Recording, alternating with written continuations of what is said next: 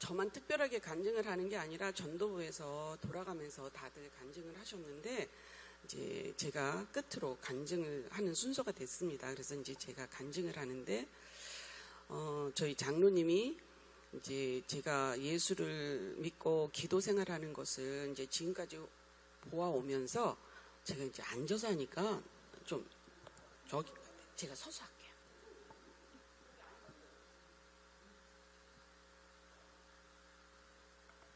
이게 말씀을 보니까 자꾸 화면을 보니까 그래서 이제 보면서 이제 같이 다른 믿음의 다른 분들도 같이 듣고 은혜를 나누면 정말 믿음 생활하는 데 많이 도움이 되지 않을까, 특히 이제 기도 생활하는 데 도움이 되지 않을까 해서 저더러 이제 간증을 한번 해보라고 이야기를 하셔서 제가 그러겠노라고 이제 이야기를 했죠.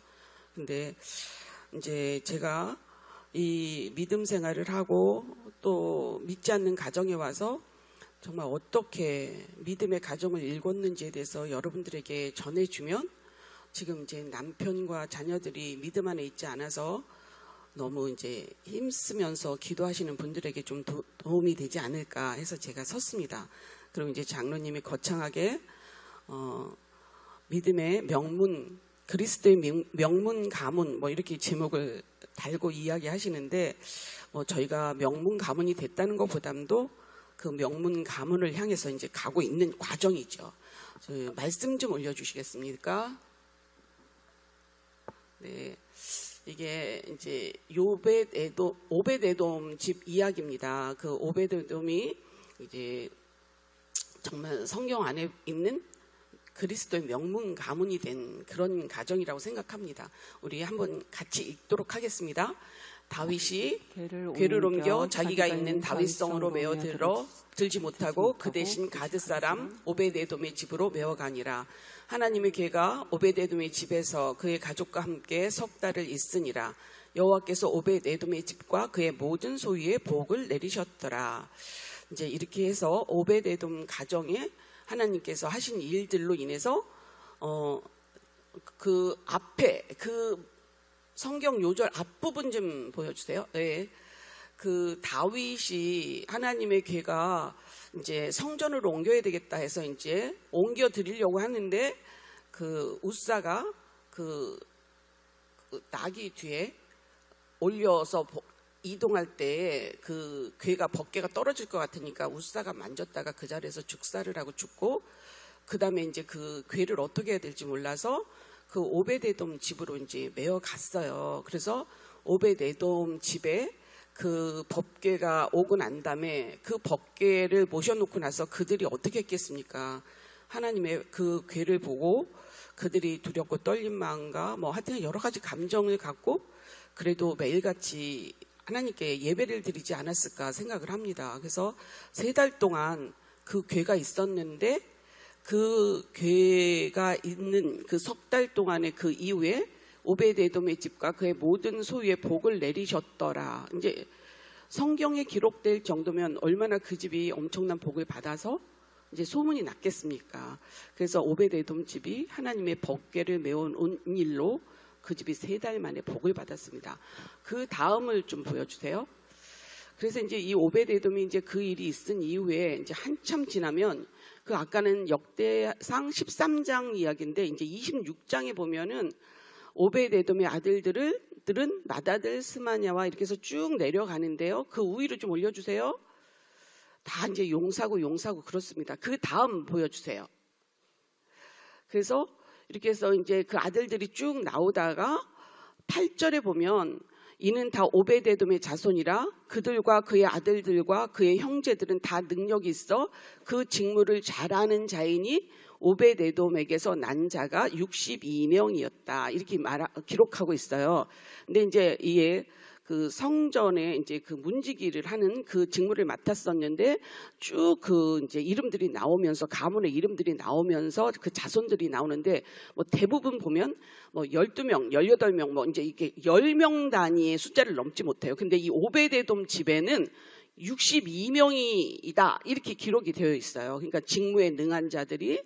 그래서 이 오벳에돔의 집이 하나님의 법궤를 모시고 석 달 만에 큰 복을 받은 것을 다 누구나가 알 정도로 유명해졌는데, 그 후대에 가서는 그 집안에 통틀어서 이렇게 유능하고 능력 있는 자가 62명이나 나왔다 이렇게 이야기해요.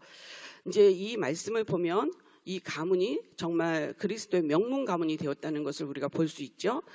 정말 하나님의 그 말씀을 붙잡고 살았던 그 가문이 후대에 어떤 하나님의 축복과 정말 유능한 가문이 되었는지 성경에서도 말씀하고 있습니다.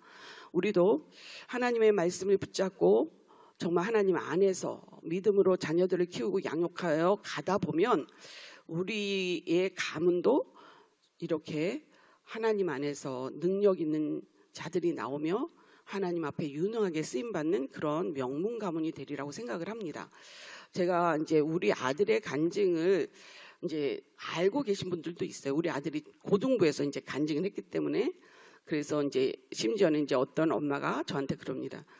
우리 아들들어, 너 그 황준호 선생님 이야기 들었지? 너 잘해. 그랬더니 엄마, 그렇게 되려면 대신 엄마가 얼마나 기도해야 되는지 알겠죠? 그랬다는 거예요. 이제 제가 우리 아들은 좀 이제 중학교 끝나고 제가 이제 잠깐 조기 유학을 보냈다가 실패한 케이스입니다. 그래갖고 그 이후에 제가 너무 많이 이제 어려움을 겪었고 아이랑, 그래서 그 아이랑 이제 함께 이제 지냈던 그 상황 속에서 음주 가물을 다 했습니다. 아이가 청소년기 때. 그러니 얼마나 제가 많이 싸웠겠습니까? 이제 싸우고 저는 그때 고등부 부장을 하고 있었는데,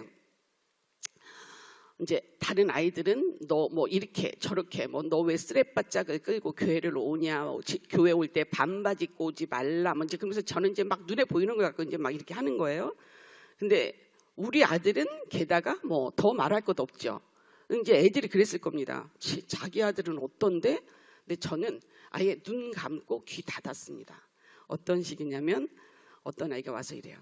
선생님, 준호 형이요, 저 아파트 담장에서 담배 피워요. 그러면 제가 뭐라 그랬냐면, 제가 그 순간 얼마나 당혹스럽고 창피하겠습니까? 다 알고 있어, 새끼야. 너만 제일 꽁치로 하는 거야. 그러니까 네가 끝이야. 이제 그래요. 그러면 걔가 놀래는 겁니다. 왜 그러냐면 이제 이걸 딱 소문을 내야 되는데 네가 끝이야. 이제 이렇게 되니까 저는 그때 애들을 다 새끼라고 불렀습니다. 뭐 내 새끼니까. 이제 그런 정도고, 아이가 이제 뭐 술 먹고 막 이러니까 정말 냄새가 풀풀 날 지경이어도 저는 저 아이가 예수를 놓치면 인생 끝이다라고 생각했습니다. 왜 그러냐면 정말 저렇게 뭐 공부할 때 공부 안 하고 놀고 있는데 예수님까지 떠나 있다면 저 인생은 말할 것 없다. 그럼 나중에 부모 밑에서 훈련을 받아야지, 부모가 없은 뒤에 혼자 훈련을 받으면 인생 다 끝나는 것 아니겠습니까? 그러니까 뭐 정말, 그래서 어쨌든 저 아이가 예수 안에 있어야 되겠다 결단을 한 거죠. 그래서 이제 제가 고등부에서 교사회의를 하다가 중간에 딱 일어납니다. 우리 아들 데리러 가야 되겠다. 그러면 전도사님이, 권사님 정신 똑바로 차리세요 이러는 거예요. 지금 이제 회의하다 뭐 합니까 이제. 근데 남의 애도 중요하지만 난 내 애도 중요하다. 내 애를 믿음으로 세우는 게 난 너무 중요해서 난 가야 되겠다. 그래서 갑니다. 그래서 가서 술 취해서 자고 있는 애를 끌어다가 갔다가 이제 한 구석에다 처박아 놓습니다. 그러면 뭐 하겠어요? 엎드려 자겠죠. 이제 그래도 정말 제가 들리는 소리, 보이는 거 보면 우리 아들을 포기할 수밖에 없기 때문에 나는 하나님 안에 그 아이가 있어야 되겠다는 그 일념 하나로 그 모든 것을 이제 그렇게 했죠. 이제 그래서 우리 아이가 이제 어쨌든 교회 안에 있었고, 심지어는 이제 청년부 때 교회 안에만 있었으면 좋겠는데 교회 안에 있지를 않습니다. 그래서 제가 알바를 하러, 이제 용돈을 주는데도 이제 알바해서 용돈을 벌어야 되겠다는 거예요. 그래서 제가 그러면 나한테 알바를 해라. 네가 나가서 토요일날 주일날 가서 알바하면 얼마 버냐, 시간당 얼마면 그 내가 시급 쳐서 네가 교회 와서 찬양 연습하고 찬양팀에 서고 하는 그 모든 거 시급으로 내가 따져주겠다. 그래갖고 제가 이제 우리 아들을 시급으로 샀습니다. 그래서 이제 찬양팀에 세웠습니다. 그러니까 저는 어떤 순간이든지 우리 아들이 예수를 이제 만나는 것만을 이제 이제 기대하는 거죠. 그래서 어떻게 하든지 이제 그렇게 하다가 이제 우리 아들을 위해서 얼마나 기도를 하겠습니까? 제가 이제 아이가 이제 밤늦게 들어와요. 그러면 막 어떤 때는 1시, 2시에 들어옵니다. 이제 자다가 이제 애가 안 들어왔으니까 잠이 안 오죠. 이제 있다가 밖에서 문소리가 나면 제가 이제 얼른 뛰어가서 소파 위에 가갖고 이 이야기 하면 안 되는데 소파 위에 가갖고 엎드려서 제가 막 기도하고 있습니다. 그럼 우리 아들이 살금살금 문을 따고 들어오다가 거실에 소파에 엄마가 엎드려서 기도하는 걸 보면 애가 막 뒤로 자빠져요. 막 너무 깜짝 놀란 거예요. 이제 사람이 있으니까 일단 무섭고 게다가 이제 지 엄마가 안 자고 그렇게 하고 있으니까 겁나. 그러면 정말 다른 엄마들은 다 잠자고 있는데 왜 엄마는 잠도 안 자고 이 시간에 그렇게 하고 있냐. 그래서 제가 자식이 안 들어오는데 자고 있는 거는 그건 엄마도 아니다. 나는 네가 들어와야만 잠을 자니까 너가 들어올 때까지 기도할 수밖에 없다. 이제 제가 이제 그런 식으로 이제 했습니다. 이제 그랬는데 기도를 자식을 위해서 많이 기도를 하면 이제 그게 자식이든 남편이든 하면서 하나님이 도울 수밖에 없어요. 그래서 하나님이 걔 주변에 이렇게 믿는 자들을 걔를 하나님 안으로 끌어올 수 있는 자들을 이제 붙입니다. 그게 친구가 됐든 여자친구가 됐든 뭐 목자가 됐든 정말 그 아이를 불쌍히 여기면서 항상 교회 안으로 끌어오는 그런 사람이 옆에 붙어서 이제 그 아이가 이제 교회를 뭐 억지로라도 이제 다니게 되고 이제 그러는데 이제 여자친구를 만나서 이제 지금의 그 애가 며느리가 됐는데 걔가 아주 신실하고 그러니까 성실한 애예요. 그래갖고 서울 금호동에 사는데 교회에 이제 반주자가 됐습니다. 이제 반주자가 돼갖고는 이제 주말에는 거의 교회에 있죠. 그러니까 그 여자친구가 교회에 주말에 있으니까 우리 아들도 어쩔 수 없이 의정부 이 교회 주변에서 맴돌 수밖에 없습니다. 이제 기다리느냐고. 그래서 제가 이제 너무 고맙다 그랬습니다.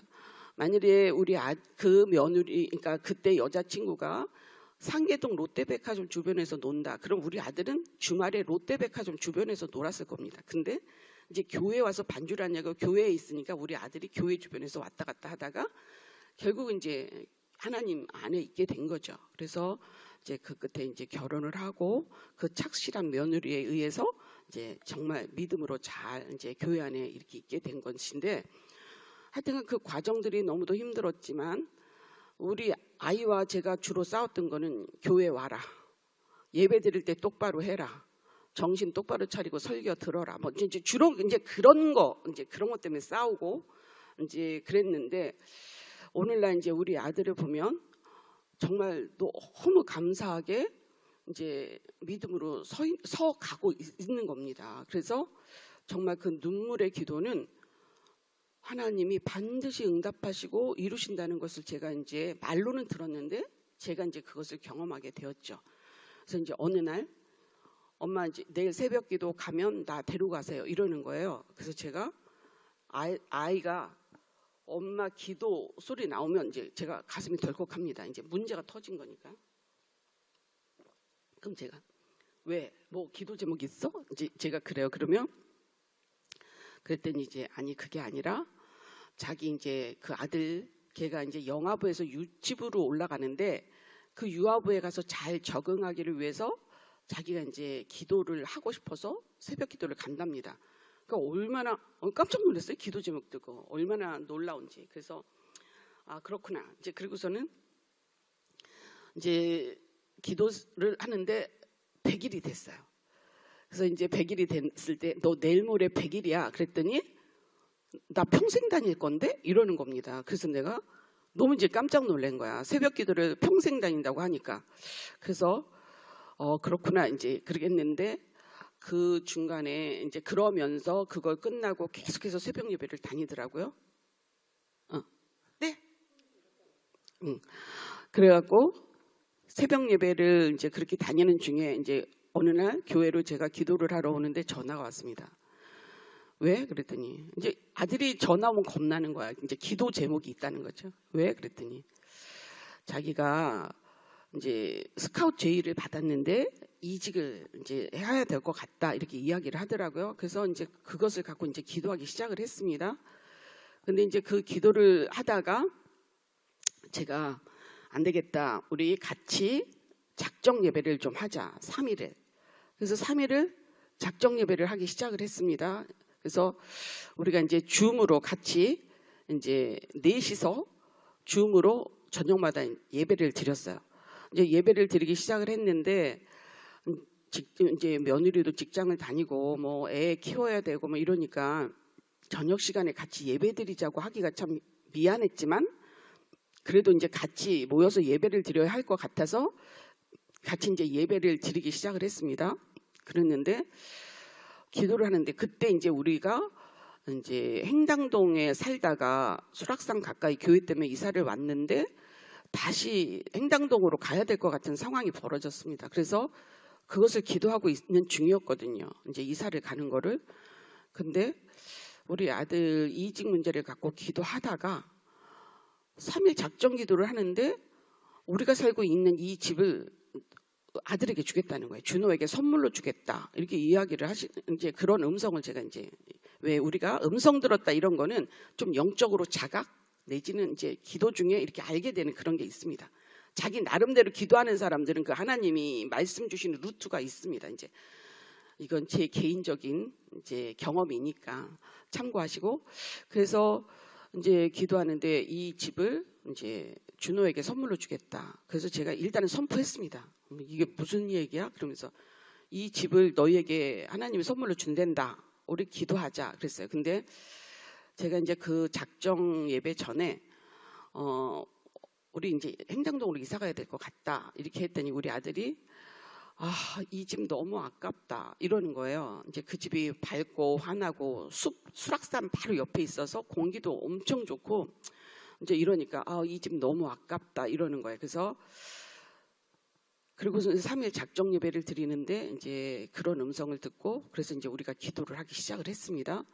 같이 이직 문제와 같이 겹쳐서 같이 이제 이직 문제도 기도하고 그것도 기도하고 그랬는데 뭐 이직은 협상하다 나중에는 이제 협상이 결렬돼서 이직은 이제 안 하는 거로 하고 그리고 이제 그 이사 문제를 갖고 계속해서 기도를 했습니다. 그랬더니 뭐 여러 가지 과정을 통해서 우리 아들이 그 집으로 이사 올 수 있게 그러니까 기도한 지 3달 만에 이제 그 집으로 이사를 왔습니다. 그리고 이제 저희는 행당동으로 가고 근데 이제 그 집이 이제 여러 가지 하나님의 여러 통로를 통해서 공급하심을 통해서 정말 그 집을 갈 수가 있었습니다. 그래서 우리 며느리가 그 상황을 보면서 함께 예배를 드렸는데 하나님이 말씀을 주시더니 이제 걔는 이제 둘 다 뜨악했습니다. 그랬으면 좋겠지만 과연 이 일이 이루어질까?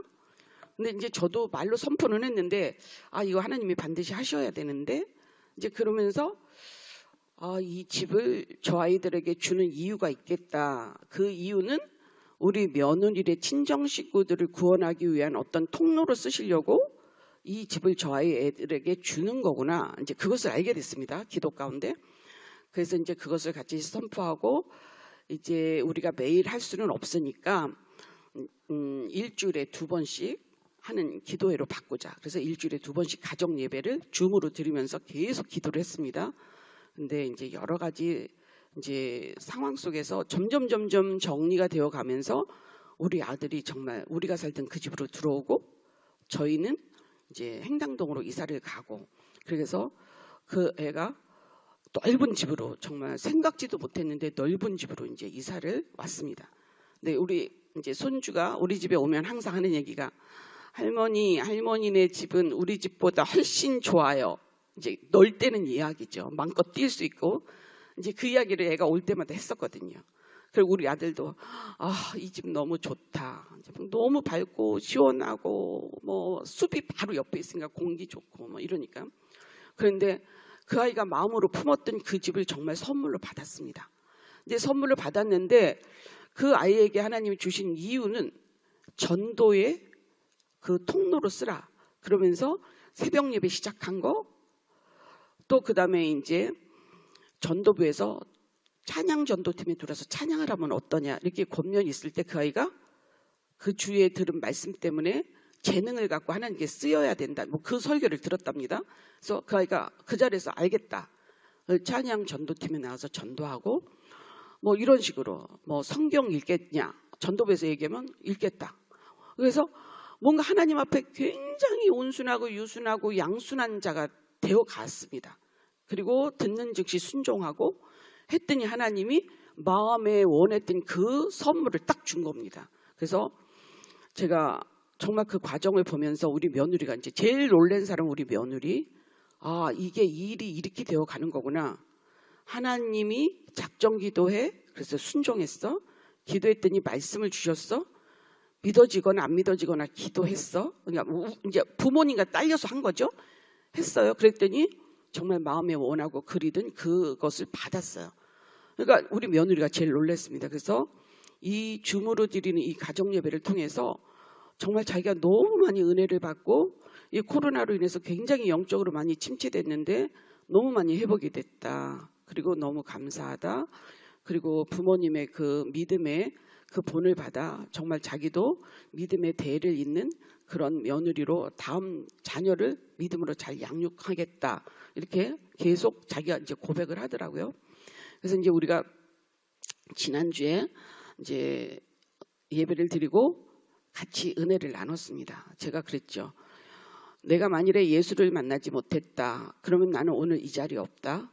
왜 그러냐면 참을 수도 없었고 견딜 수도 없었고 뭐 여러 가지 그 잘못된 오판의 결단과 결정으로 나는 어쩌면 이 자리에 없을 수 있다. 100%. 그래서 우리 장로님도 자기도 만일에 예수를 만나지 않았더라면 자기는 아마 알코올 중독자가 되어 있든지 뭐 그 이외에 상상할 수 있는 뭐 여러 가지가 되어 있지 않을까 이제 이렇게 생각을 했답니다. 이렇게 생각을 하고 이제 그렇게 말을 하더라고요. 그래서 이제 우리 아들에게 물었습니다. 너는? 그랬더니 우리 아들이 나도 예수를 만나지 못했더라면 정말 오늘의 이 자리가 없죠.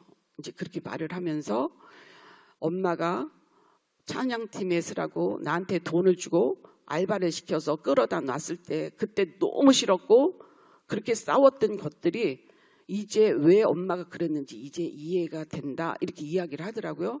그래서 그 아이와 나와의 그 묵은 감정들 그렇게 싸웠던 것들 그것이 그 가정 예배를 통해서 다 해소가 되고 풀어지니까 정말 모든 것이 회복이 되더라고요.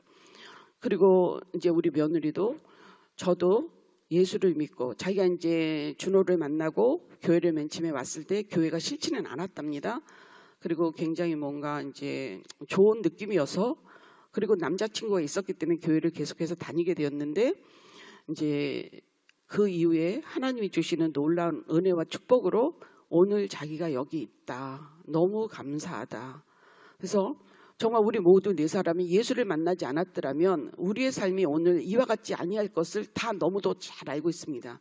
우리가 아까 찬양한 거 예수 예수 믿는 자 그 이름을 부르는 자 누구든지 부르시오 예수 이름 부르시오 그 하나님의 능력으로 모두 다 구원을 받는다. 슬픈 마음 있는 자 몸과 마음이 병든 자 모두 예수의 이름을 부르면 구원을 받는다는 그 찬양 가사처럼 우리 모두가 예수의 이름을 부르고 달려왔기 때문에 오늘 그 자리가 있어서 우리가 너무 행복하고 그 고백을 할 수 있었습니다. 그리고 제가 지금은 너무 행복한 게 뭐냐면 제가 이제 아이들에게도 그랬습니다. 난 지금 요즘 너무 행복하다. 그게 뭐냐면 내가 30년 40년 기도했던 그 기도의 제목의 응답이 바로 너였는데 그 응답이 너가 이 자리에 있는 것이 감사하고 나는 내가 믿음의 다음 세대에게 하나님이 나한테 항상 이야기하는 말씀하시는 게 너만 받고 그 은혜를 너만 받고 말 것이냐 다음 세대에게 그것을 일러주어야 되지 않겠냐 나에게 그 말씀을 계속 하시는데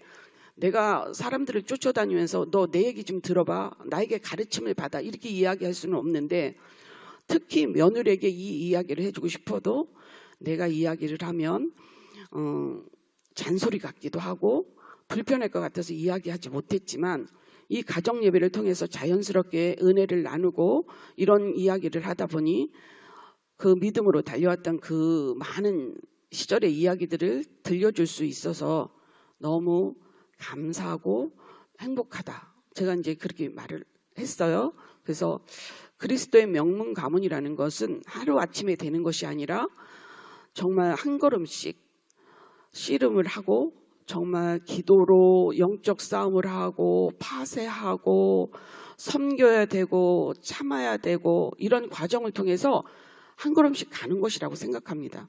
그래서 그리스도의 명문 가문이 되었다는 게 아니라 그것을 향해서 가는 거죠. 오베데돔의 가정에 직무에 능한 자 62명이 나왔더라. 이런 것처럼 고넬료 가정처럼 하나님 안에서 말씀을 따라 믿음으로 자녀들을 가르치고 세워가는 그 과정을 겪으면 정말 하나님이 인정하시는 복된 그리스도의 가문이 되리라고 생각합니다.